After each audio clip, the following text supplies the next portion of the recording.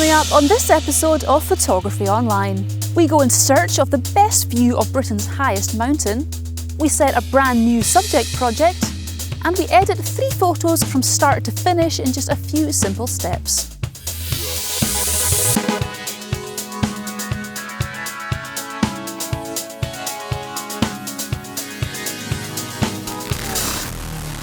Welcome to part 2 of this month's Photography Online, which is commercial free, so you won't get any adverts suddenly appearing in the middle of the show, making you spill your coffee.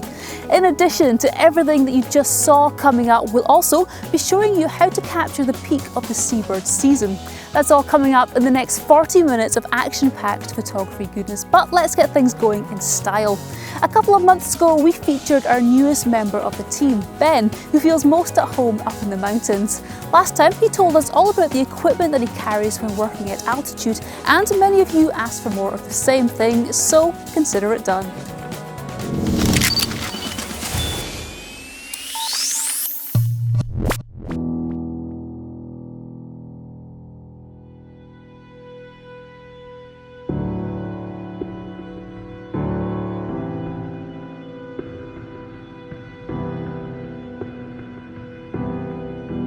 A while back, I was standing on the Coolin Ridge on the Isle of Skye filming a Photography Online feature all about mountain photography. I was lucky that day the views from the ridge were amazing, with a dense cloud inversion reaching as far as the eye could see in every direction. Only the tallest peaks were breaking free from the cloud, and one of these was Britain's tallest mountain, Ben Nevis, which, although over 70 miles away from where I was standing, was clearly the mightiest of summits. Mighty it may be, but unless viewed from the right angle, dramatic and majestic it is not. Although 4,413 feet in height, it can look more like a hill than Britain's tallest mountain, but this got me thinking, is there a way to photograph Ben Nevis and do it justice? That's Ben Nevis there. And this is one of the most iconic views of it. From this angle, it's very rounded in shape, but this is the angle in which most people view it from. But from this side, it doesn't really look like it deserves to be crowned Britain's tallest mountain. Nestled in the Highlands of Scotland, close to the town of Fort William, there are indications that there is an epic shot of Ben Nevis to be had somewhere. Looking at the map, there are a couple of potential angles which I thought were worth exploring. The first of these was from a loch to the west, which I'll tell you about in a moment, and the second, the one which I think probably has the best potential, is of the steeper and therefore more dramatic eastern side of the mountain. One potential viewpoint that I want to check out stems from the last time I was standing on the summit of Ben Nevis. It was a beautifully clear, calm day, and I walked around admiring the views in all directions. I remember seeing a loch a few miles away and thinking to myself that there could be good potential for a shot from the other end looking back towards the mountain, especially on a calm day when I could get a reflection on the water.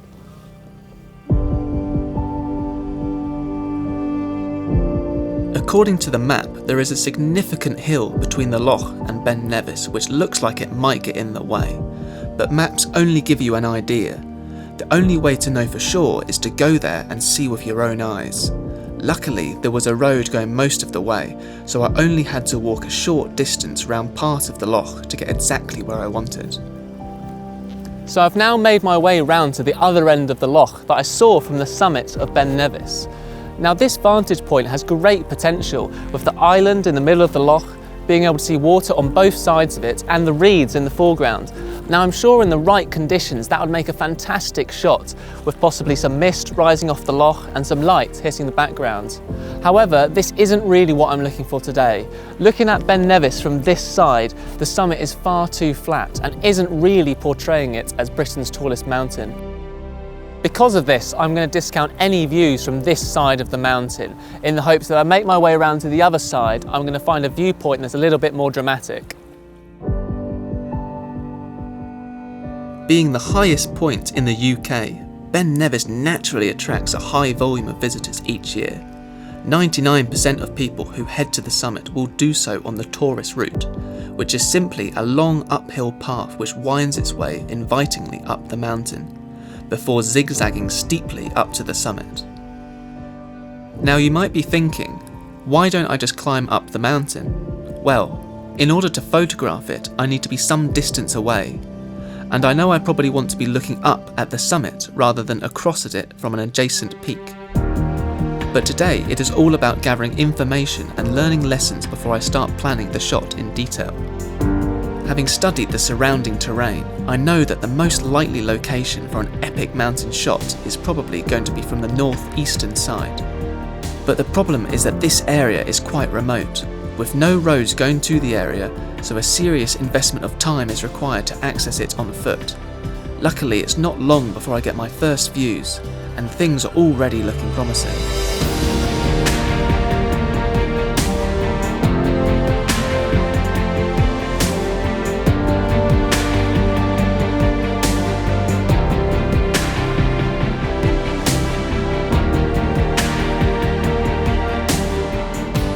So this is now looking much more like it. We've come round to the eastern side and the whole scene is looking far more dramatic.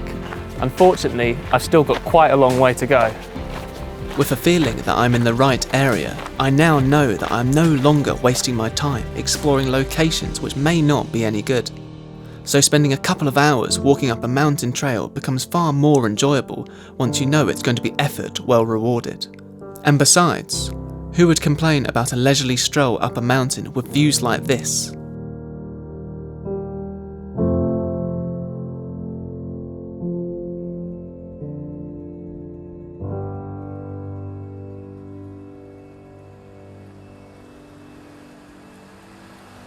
As I now close in on the mountain, the view is becoming far more imposing and it's almost starting to look like Britain's tallest mountain. I've now come across a small collection of trees with a wee stream running through the middle, so I'm going to head down and see if I can see any potential compositions.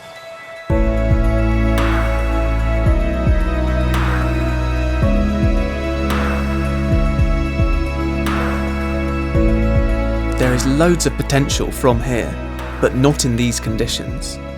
I would need more water in the river and obviously would need to shoot it in more dramatic light, which from this northeastern side of the mountain is most likely to be at dawn.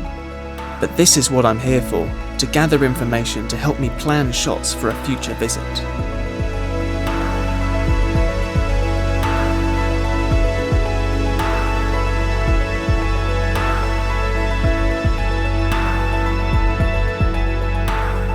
So this is as far as I'm going to head up today, as I've acquired all the information I've been looking for. I found a number of locations up on the stream here. They're going to work at all different times of year. Some really nice ones with trees that will look great when they've got their autumnal foliage on them. But the one that I'm most excited for is up on the ridge there. I'm not going to head up there today though, as it's the middle of June and that will be a winter shot. But look forward to future episodes of Photography Online where I'll be heading up there to do Ben Nevis justice as Britain's tallest mountain.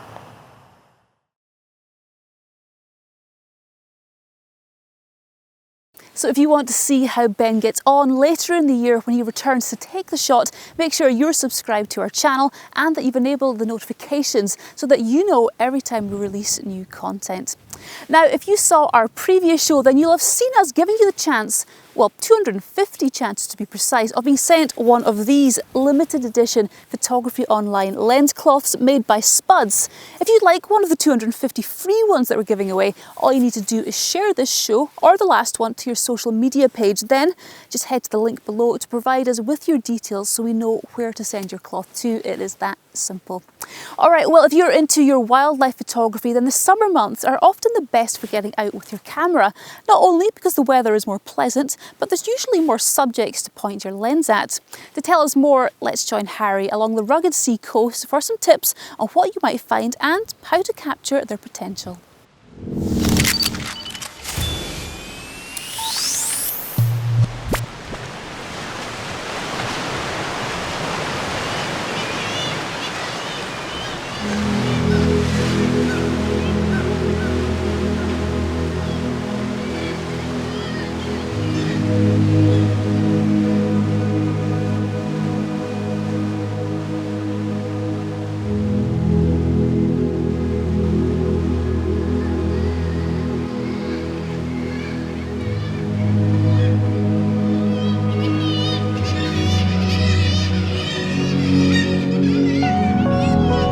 Midsummer around the British Isles sees one of nature's greatest spectacles, and an amazingly accessible set of subjects for us to point our cameras at: seabirds.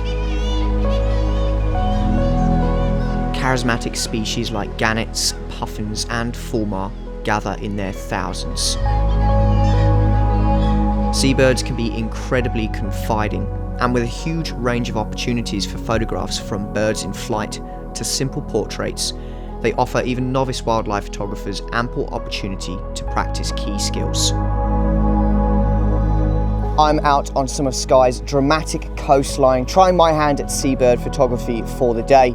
We might not have some of the huge colonies places like St Kilda, Shetland or the Farne Isles are famous for, but we still have seabirds aplenty. A large part of wildlife photography involves mastering focus, a topic we covered in depth with our top tips last month.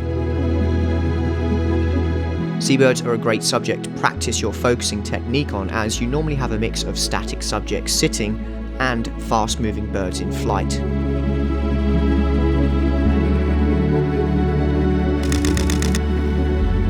I'm diving straight in at the deep end with some fast-flying kittiwakes and fulmar. Now, bird in flight photography really is one of the biggest challenges. One of the key tips I can offer is pick a bird from further away and track it as it flies around, hopefully waiting until it gets a bit closer.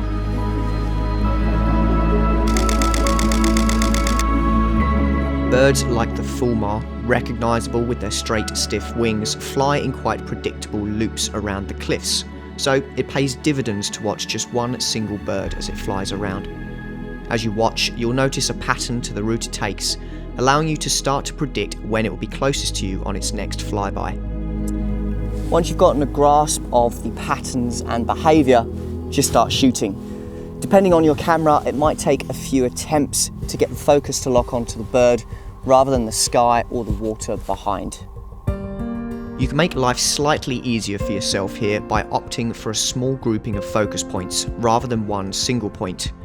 Whilst the single point will provide better accuracy, it's much more difficult to get locked on. Make sure you're in continual focus and high burst shooting, and fire away.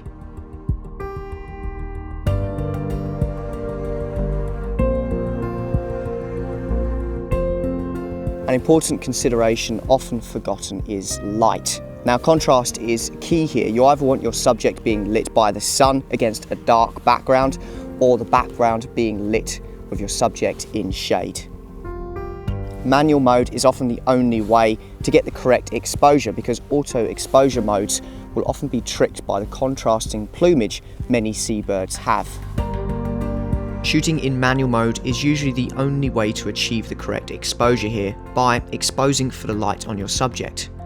Auto exposure modes will be easily tricked by the contrasting white and black plumage found on many seabirds.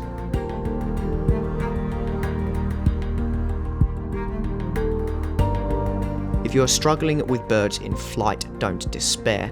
It isn't easy and takes a lot of practice. No one will nail that perfect shot first time around, no matter how good a photographer they are. Don't forget how effective beautiful portraits can be, and looking to capture birds in their environment. Seabirds can be very confiding, but please be aware of disturbance and don't get too close if they look agitated.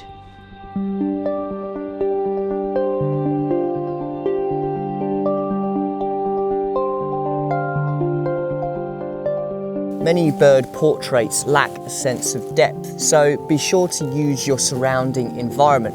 Look for colour, flowers, rocks that you can place around your subject in order to create that feeling of 3 dimensions.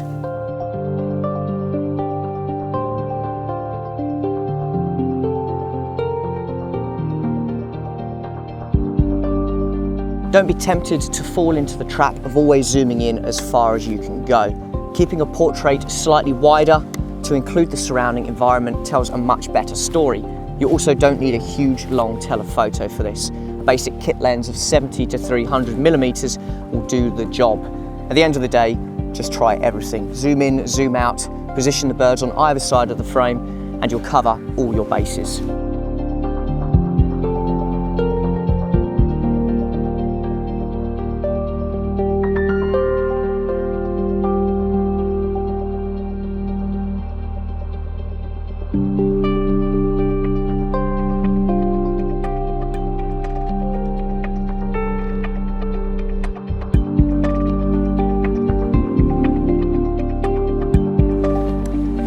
Most of all, don't forget to enjoy simply being out by the sea. You can spend hundreds of hours trying to perfect that flight shot, but sometimes it's important to put the camera down, sit and enjoy the spectacle. Today I'm lucky to have a gannet feeding frenzy out there with some whales and dolphins feeding too, so I've left the camera over there. I'm going to sit with a coffee and enjoy the view.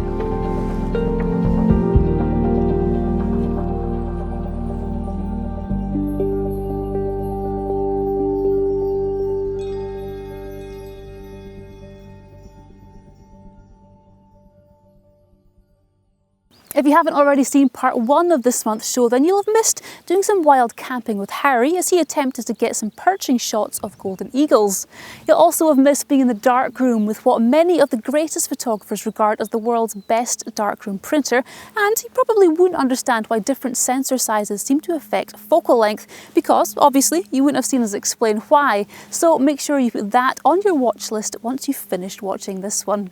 So far in this show we've done a bit of landscape photography and some wildlife photography, so we thought we would throw in a bit of post-processing as we haven't covered that for a little while. Some photographers spend hours working on their images in Lightroom and Photoshop, whereas others do the minimum amount possible. Team member Marcus is definitely in the latter camp, so to show us his simple but effective workflow from start to finish, we asked to join him on a typical edit session. Don't blink or you might miss it.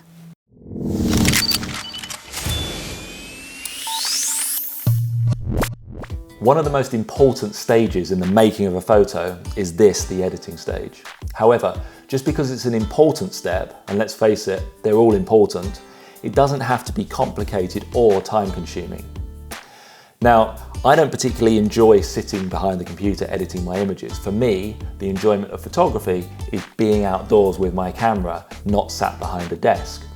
You may have the opposite opinion, in which case, fantastic, you can sit here all night long.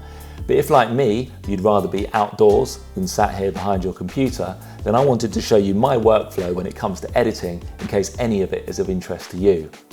Now, I would say that the average time I spend editing an image is probably between 10 and 20 seconds.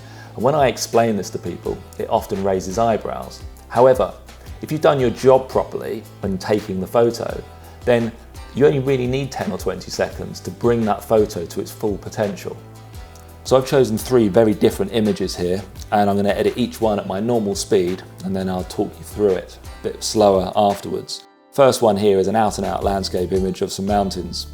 So I'm going to increase the whites because I need more dynamic range in there. I'm going to pull the exposure down a little bit, push the whites maybe a bit further, bring the highlights down, push the shadows up a bit, put some texture in, some clarity in, a little bit of vibrance in, and then I'm just going to go down here and tick the 2 lens correction boxes.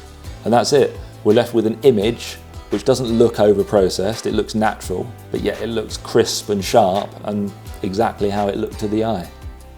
So we'll go over that one more time, a bit slower this time. I'm going to reset all of that. The first thing I do is I look at the histogram up here, and I can see that we're missing a lot of very bright highlights. Now clearly in this picture there should be very bright highlights. So the way to remedy that is to get the whites and push the whites to the right hand side. And when I do that, I'm not looking at the actual image, I'm looking at the histogram. I want those highlights to be pretty much all the way over to the right hand side. Somewhere around there, and that histogram's looking much better. But the image now, forget the histogram, the image now looks too bright to my eyes. So I'm going to pull the exposure back down again. So those 2 things have kind of counteracted each other, but what I've done by increasing the whites and pulling the exposure down is I've gained contrast. So now I've pulled the exposure down, I can push those whites a little bit further, gaining even more contrast. Now, the highlights up here in the sky, probably a little bit too bright, so I'm going to pull those down, and what that does is it gives me a little bit more saturation in the sky there, in the warm tones. And the shadows, I'm just going to increase the shadows a bit. Now that's going to reduce the contrast by bringing down the highlights and pushing up the shadows, but that doesn't matter because I've got plenty of contrast going on there. Next thing I do is I put in some texture. That just basically crispens up, if that's a word, crispens up the photo. And sometimes I put a little bit of positive clarity in, but not too much, because very easy to overdo this. So it's single digits really, positive single digits. I'm going to also put in a bit of vibrance, positive vibrance. That's just going to bring out the subtle colours. And I'm just looking at the photo and I'm thinking, right, how did that look at the time? And it was probably pretty much around there. And that's it. So moving on to the next image, which is a completely different kind of feel to it. So this is the raw file. This is straight out of the camera. I'm already looking at that thinking, I don't really need to do a great deal to this, but immediately I can see a couple of obvious changes which I want to do. The first is with crop, and the second is just with the color temperature. It's a little bit too cool. So they're the two major things that I'm going to do. Once again, I'm just going to go through this at my own speed. So adjust the color temperature to roughly where it should be. Bring those highlights down a little bit. Maybe push the exposure. No, definitely not going to push the exposure up. Put a bit of texture in and increase those whites a little bit. Tiny little bit of clarity. Definitely don't need more vibrance in that one. And then I'm going to go down here and I'm going to tick those two boxes. Now the important stage is the crop. This is crying out for a panoramic crop. And there we go. Job done. Let's go through that again, a bit slower. So first thing I did is I warmed it up, because if you look up here in the cloud, it's very blue and it wasn't like that at the time. So let's just warm this up. It's just because there's so much orange here that the camera's white balance has been set to auto, and it's picking up all these warm tones here and it's trying its best to cool them down and make it more neutral. But in reality, it was something about there. Now, if we bring the highlights down just a touch, we get a little bit more detail in the brightest areas. And like I said, I don't want to raise those shadows because it's nice and moody and dramatic over here. So if anything, we'll pull those shadows down a little bit. I didn't do that the first time, but it's a minor change. I'm going to push the whites up just to increase the dynamic range a little bit, but without clipping them. So somewhere around there. Texture can go up a little bit. We'll just put a smidgen more clarity in there. We definitely don't need any more vibrance because that's as saturated as you will ever want it. I mean, if anything, you'd take the vibrance out, but let's just leave it like that. And then the obvious change is the crop. So hit the crop, just come down. Now, I'm not particularly bothered about cropping this to a set ratio. I just want to make sure that it's pleasing, aesthetically pleasing. So something like that. So what that does is it leaves a nice black kind of baseline down here, foundation to the image. We've got roughly the same amount of balance at the top with the sky, but then all the action is happening there in the middle. And you can stare at that picture for a long time and just be lost in the detail, but the detail is all in these light beams up here. So yeah, I like that picture a lot, but that was all done by allowing nature to do the editing for us. The light is doing the editing for us there. We're not doing it in Photoshop or Lightroom. So moving on to the final image. And this is just an old bench, which I like the textures of, and obviously the bluebells surrounding it are an obvious attraction as well. But when I look at this, there's not a lot that needs doing to it because once again, the exposure's perfect, got everything right in camera. The one thing that I will do is just twist it a little bit because it looks like it's just sloping a little bit to the right. Whether it is or not is irrelevant. It looks like it is, and that's the important thing. Once again, I'll just do this at my own speed. So first thing I'm going to do is level that. It's about there, isn't it? That looks much better. So highlights down a little bit, shadows up a little bit. Put a few more whites in there, quite a lot of texture here. Clarity in the minus, vibrance just up a little bit there, and then maybe some warm tones in there. Tick the two boxes and put a vignette in, not quite that much, and just soften it a little bit. There we go, and that's it, job done. So if you look at the before and after, that's the before, and that's after without the twist, obviously, that I did. There's not a huge change there because it doesn't need it. It looked good before, but now it looks even better. So hopefully that helps to illustrate the importance of getting the image right in camera rather than on the computer. For me, I find that the longer I spend editing an image in the computer, the further from reality that image will end up. And as I said before, landscape and wildlife photography is all about capturing nature. So surely you want that image to be as natural as possible.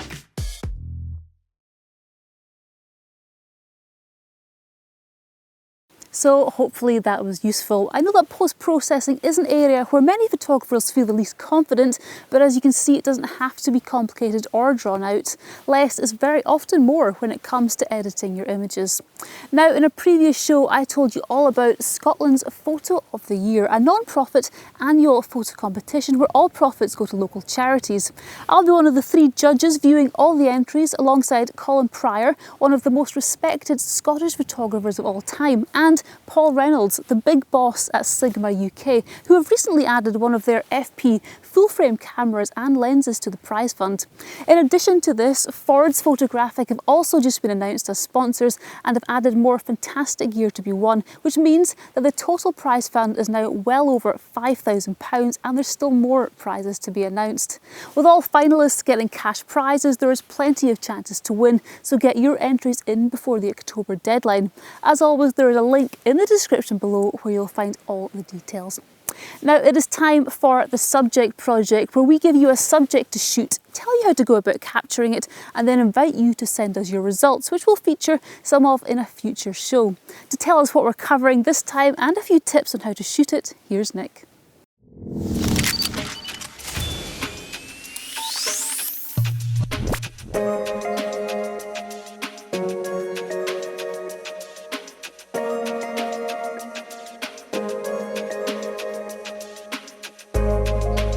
When it comes to photographic subjects, old, abandoned or decaying subjects tend to work well, as they have a visual story to tell, which is what photography is all about, telling visual stories.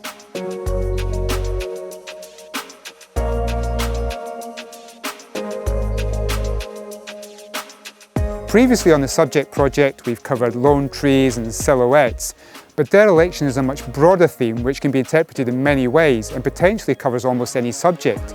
So finding something suitable shouldn't be too difficult.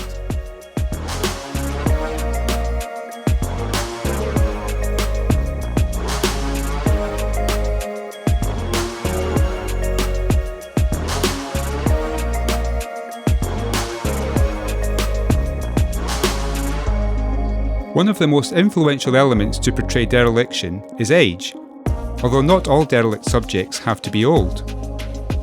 A new building, for example, which has been abandoned before completion, would make an ideal subject as it clearly has a strong story to tell. However, most of us will find the theme more common with older subjects which have seen better days. Oh my god. Yes, people could also be a great example of dereliction, but it could be difficult to do this without causing offence. So maybe not a good idea to ask the mother-in-law to do any modelling for you for this particular task.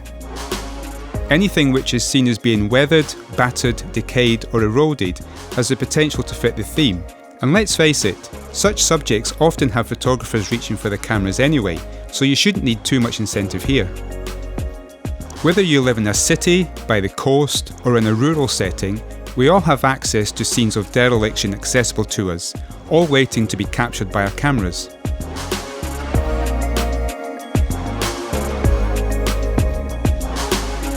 Now this isn't as easy as just going out and shooting old stuff, as most old things just look, well, old, such as this VW Beetle.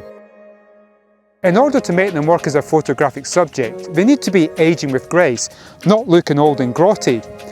This one, in my opinion, is far too gone, so I'm going to go off and find another subject which floats my boat. The meaning of dereliction is open to a great degree of interpretation, so get creative and see where the ideas take you.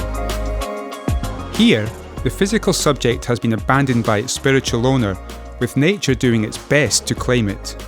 As I live in a rural coastal environment, the obvious subjects accessible to me are things such as old boats, abandoned houses and old tractors and fields, etc.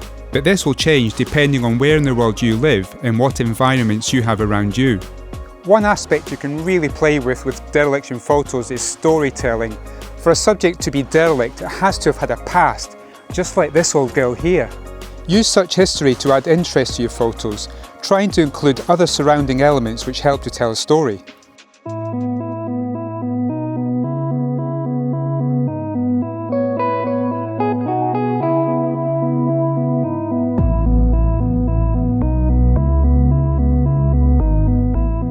Dereliction only applies to the subject, and as with all photography, there are many other elements, such as light, exposure, composition, etc., which all need to be perfect too. So don't go thinking you've got a winner just because you found a great subject. That's only the first hurdle, albeit an important one.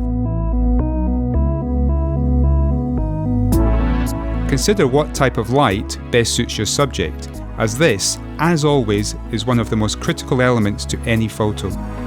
Texture often plays a critical role in dereliction too, so getting side light on your subject will help emphasise this texture. Most dereliction subjects will be man-made, but don't ignore taking the definition into new areas. As long as there is abandonment or decay involved, then the subject should work. Black and white can work really well with dereliction, as can muted colours, but you probably want to avoid super saturation. On that note, try to avoid over-editing your images. If they don't look good coming out of the camera, go back and give it another try. The joy of photography is all about learning lessons and improving your skills as you go. So if you need to visit the same location a few times before you're happy with the result, then this is much better than only making one visit and trying to then create a decent shot with some drastic editing. Let nature and time do the editing for you. That's the appeal of dereliction. Invest as much time as you can into exploring the scene and work out which angles work best. Getting down low with a wide-angle lens will put the viewer right in the middle of the scene, whereas shooting from further back with a longer lens can be effective in other ways. If you haven't already seen our lens feature in part 2 of our June show, this illustrates just how effective it can be when it comes to controlling composition.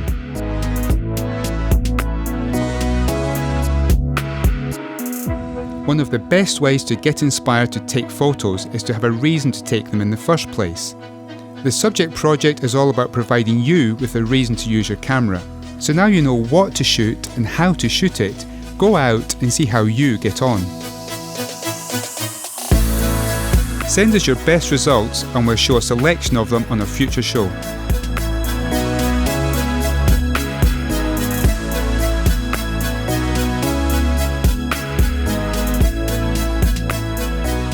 Finally, a word on safety. Please don't venture into areas which you shouldn't be going just to find subjects fitting the dereliction theme. All buildings can be unsafe, so use common sense and don't put yourself in danger just to get a photo.